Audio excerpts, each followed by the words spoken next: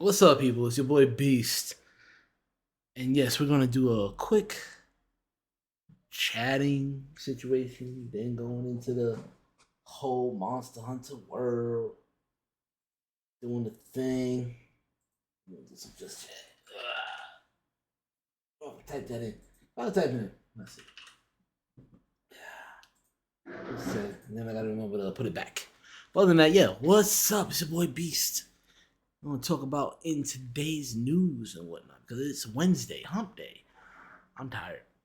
And I ain't got much to go on because I'm kind of sick and I took some medication for that, and it's gonna make me go sleepy time. It's gonna be sleepy time, and that's the weird part. That is the weird part. I don't know else how to explain it. But let's get into this. Oh God! All right, so I already did my news report on Patreon, but this video is gonna be going out for tomorrow. So if you here right now, welcome. If you're not, that's okay. See you tomorrow on my YouTube channel. But let's get into the Borderlands 4 situation. Now, everybody's up in arms. And everybody keeps on blaming Nintendo for starting the whole $80 price tag. But I'm like, it's been going on for years, people. It's like, I get it. A lot of y'all are adults now. So y'all don't understand what our parents went through to buy our video games.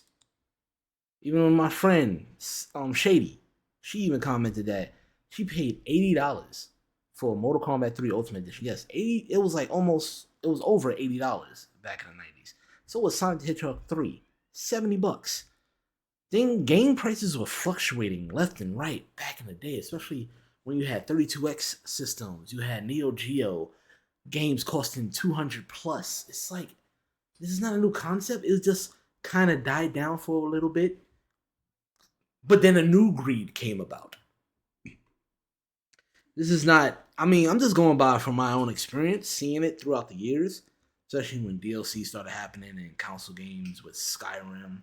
Well, not Skyrim, Oblivion with that armored horse, and then the whole laziness of gamers, what I saw with Need for Speed Carbon, where you can buy everything instead of just unlocking the cars and content. You could just buy it all out, flat out. Gave that option. They tested that out and saw that, there's a lot of lazy gamers out there. Same thing with Street Fighter 5. You can buy everything or you can earn it in fight money, but the fight money was so damn hard to get, you played off of people's time and stress about grinding because we're not kids anymore. We don't have that time and precious energy to grind for stuff, so you're playing off of us being adults in our wallets. And the same nonsense going on with all these weird deluxe editions, collector's editions. Collector's editions okay because you get like a whole physical situation at times with a statue, a bag, a shirt, some type of keychain, stuff like that. It's like collector's editions make sense, but when it comes to deluxe edition, it's just vanities most of the time. Is it really worth the $100? No, not at all. For vanities, you're not even getting DLC. We are getting a season pass of characters, but with Tekken 8, that problem is that you rehashing DLC characters from the previous game and making us rebuy them again. They should have been available in this content. And then you had new slew of characters for DLC. These pay gates, it's just, like I said, it's been going on for years. So when you hear that a company is now deciding to raise the price to their games to $80 and people want to be uppity, right now Randy Pitchford is in the news because Borderlands 4 is being rumored, switch screens, to now be going for $80 from IGN. But the thing is that that's not the problem we're facing here. It's what he said in the comments talking about, if you're a real fan, you'll find a way to make it happen. That is one of the major problems that's been going on with these industry people, developers, some corporate slews that just want to say things just to say things, not realizing the consequences of you saying stuff, even though it doesn't really matter half the time because people will still go out and buy whatever anyway, even if they're being insulted right in front of their face. When did it start? Don't know. But to me, it had many different effects, especially at a GameStop conference where the CEOs insulted customers and their employees on mic, and they didn't realize the mic was on, but people still shot their GameStop. The situation with Ubisoft saying don't get used to owning your games. Then what does it mean to buy? We're not buying to rent. That would just be renting. We're buying to own, not to rent. And that's been the whole new problem this whole time, and people getting this whole confused with digital versus physical. Physical ain't even physical anymore. And that's the main problem. You're getting on Nintendo about the cartridges not having the full game on there, but this has been going on for years with PlayStation and Xbox. You get a disc, you have to pop it in. That's just your key right there to play the game. There's still an install to happen. Yes, you'll still have to have the game CD inside the system, but it's still not on there fully. That's why I like Xbox when they did the Legacy Pack.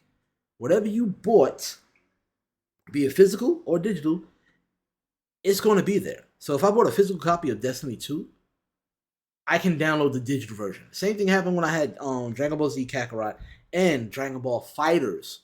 It gave me the digital version. If I didn't have the game anymore, don't matter. It recognizes that I own the game and it gave me the digital version. So why can't we have that? But everybody wants to hold on to physical. And also, physical still hasn't been what it used to be back in the day. I have all these posters in my room from physical copies that I had. Except for that one. That was drawn by Alvin Lee for Street Fighter. Back in 2008, 2009 for the Udon comic book. But we used to get posters, a full-on user manual to tell you how to play. Some fighting games came with in-game instructions on how to do moves, especially my Bloody Roar 3. We used to get a whole bunch of stuff in these games. So now you get a physical copy of something. It's just the CD, a little slip. Maybe you get like 1 month of Xbox Live or PSN or whatever, and that's about it. There's nothing major involved with those physical copies anymore. Unless you get like a limited run situation and get something extra with a bonus or something like that. I wish I jumped on that Contra one. But yeah, I'm gonna it's not me defending, it's just me waking you up to what's been going on for a long time, and it's our fault. Let's put it this way. When they started doing DLC season passes for Call of Duty, and I'm talking about Modern Warfare, and I used to work at GameStop when this happened. Modern Warfare was already $54.99 or $59.99. The season pass was $54.99. And yes, you had a whole new bunch of maps, season guns, or whatever. But $54.99 for that season pass? That's crazy. So already people been paying over $100 for video games for a long time. And then it made me think maybe they're just eliminating the whole season pass, DLCs and stuff like that by putting it all in the game, but they're not calling it that. But now the game is $80. Like Mario Kart World is a big game. That's going to be a huge game. A lot of replay value. A lot of hours putting into that to do all the stuff in the world. But you don't feel that it's worth $80 because why? They didn't say expansion, DLC, or anything like that. What if it's already all in there?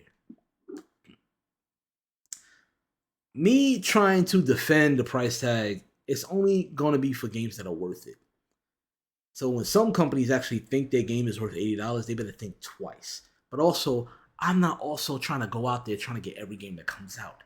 Yes, some of y'all are collectors, but some of y'all just be hating half the time. You buy something, you hate on it.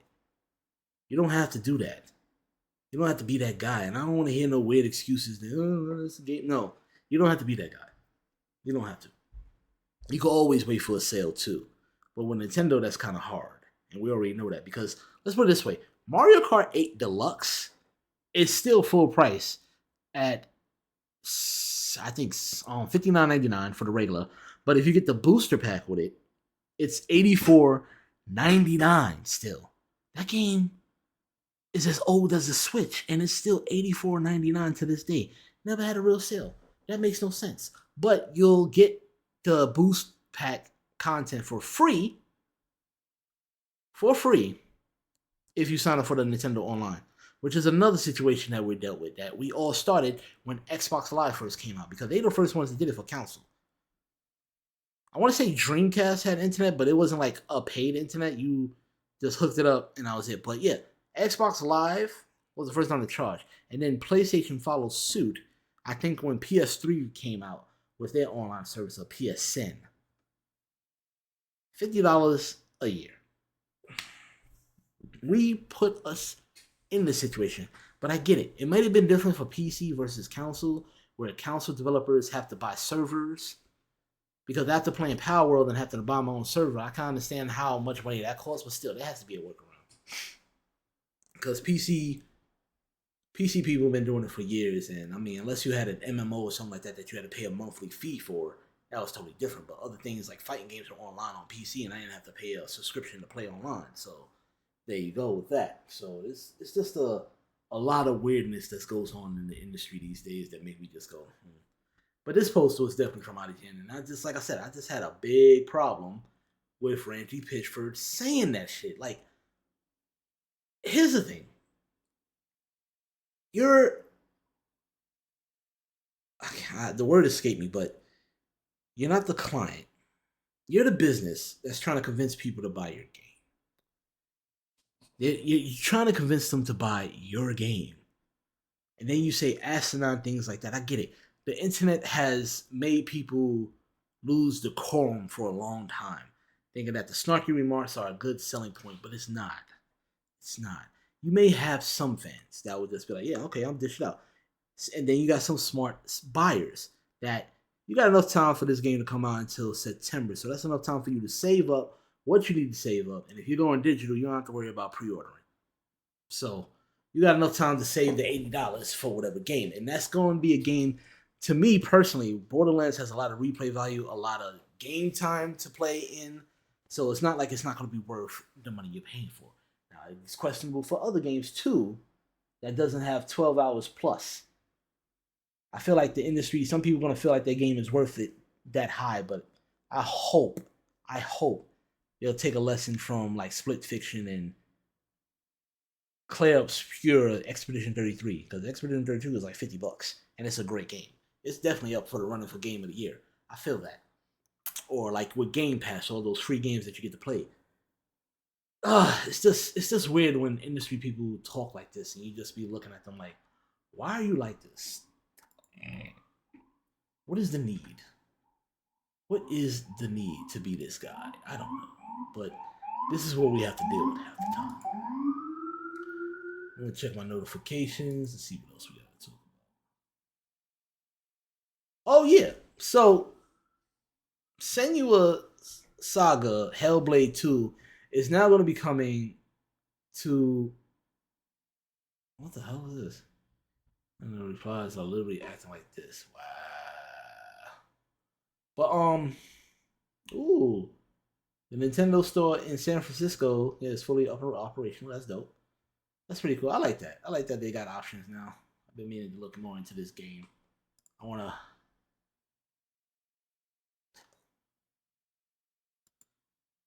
Interesting Devil May Cry style fighting, where you switch up with different characters and everything like that. It's pretty cool. I demoed it last year on Steam Fest, or 2 years ago. I can't remember. It was intuitive. It was kind of hard to get into, but the combat is pretty sweet. I like it. Forgot the name of it though. It's called No New Kingdom Hearts in years, so I made my own. Ha, they funny. Yeah, they funny. It's Geno Kids. Yeah, I gotta get into that, but too funny. I'm trying to look for the Senua's Saga because I know I got it in my replies. My likes.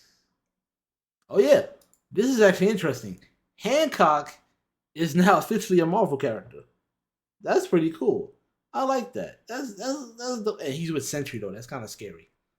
I have to read this comic book. I gotta find out when it's coming out. And wow. And I do agree with my friend. Hope they pick up somebody else to be Hancock. But we'll see what happens. All right. Oh yeah, this really pissed me off. So, Sony, baby, what the hell? What's this all about? What is your problem? PlayStation Stars coming to a close as SIE evaluates new ways to evolve future loyalty program efforts. But it was working. PlayStation Stars was working. I bought so much stuff with my star points. It's just sad though. And it's starting today. PlayStation Stars will no longer accept new members. It's like they keep on doing this. A lot of companies keep on doing this. Start like ending their membership programs or points programs when it was actually working. It was a good thing. I remember being an Xbox ambassador and a diamond card holder and everything like that, and it gave me a lot of free stuff, a lot of points that I had. But rewarding gamers playing games, especially earning trophies to get points, was a phenomenal idea. It drove gamers to play their games and get certain trophies because you had to get silver, gold, and platinum to get the most points. Bronze didn't count at the time. I remember they did this. Yeah, they had a program before on a PS4. Like you earned money, and I got a lot of stuff. I got a lot of points with that stuff. With the it was another PlayStation or Sony loyalty program, and each trophy gave you a certain amount of points. Like I said, bronze did not count. So PlayStation Stars was a new concept, same concept but new name, and now they're taking it away. Again, they're saying your redeemable points will still be redeemable, but I'm like, what's gonna happen with my? Because you, in a way, you got free NFTs. Like these digital content. If I go on my phone, hold on. I'll show you. I'll show you exactly what I'm talking about. If I go on my phone.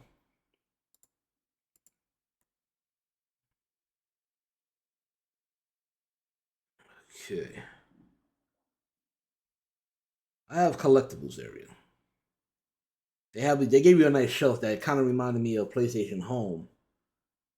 And I have a trophy case with all my stuff that I earned from the PlayStation Stars. These are all the trophies that I earned. So I mean, there's more trophies that I can swap out. They should have gave you more shelves. That's what it is. It was a cool little nifty idea to show how much of a fan you are. You can check out other people's shelves and everything. So that was cool. And now they're taking that away. What was the point? What was the reason to doing that? I don't know. I'm just it is quite frustrating, but I want to hear your thoughts. Thank you all for checking out this report for Thursday. This is going to be up on Thursday. And if you're watching it live right here, thank you all for watching and hearing me out. If you're, checking it out later on, let me hear your thoughts in the YouTube channel. Just leave a comment or my Patreon. If you're my Patreons, please interact with my videos and my posts. I appreciate that. Well, until next time, peace out.